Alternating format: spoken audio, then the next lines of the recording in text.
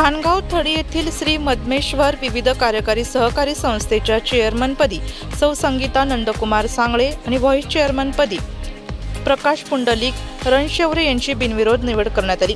संस्थेचे संस्थापक स्वर्गीय दत्तात्रय दगुजी सांगळे यांच्या कार्याचा वारसा पुढे नेत संस्थेची यशस्वी वाटचाल सुरू आहे।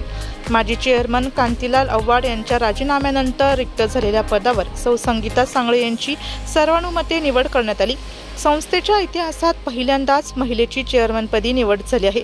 नवीन पदाधिकाऱ्यांनी आपल्या योगदानाचा विश्वास व्यक्त करत संस्थेच्या प्रगतीसाठी आणि सभासदांना विनाविलंब कर्ज पुरवण्यासाठी जिल्हा बँकेकडे पाठपुरावा करण्याची ग्वाही दिली।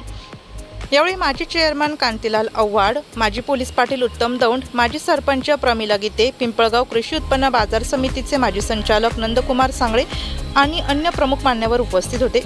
तसेच या निवडीबद्दल आमदार दिलीप काका बनकर, तालुकाध्यक्ष राष्ट्रवादी काँग्रेस राजेंद्र डोकळे, लासलगाव कृषी उत्पन्न बाजार समितीचे सभापती जयदत्त काका होळकर, संचालक तानाजी भाऊ आंधळे, युवा नेते गणेश भाऊ बनकर, शिवसेना दिंडोरी लोकसभा मतदारसंघ सहसंपर्क प्रमुख राजेंद्र सोनवणे, जयश्री पतसंस्थेचे व्हाईस चेअरमन गणपत हाडपे, पिंपळगाव बसवंतचे माजी उपसरपंच संजय दादा मोरे तसेच अन्य नेत्यांनी अभिनंदन केले।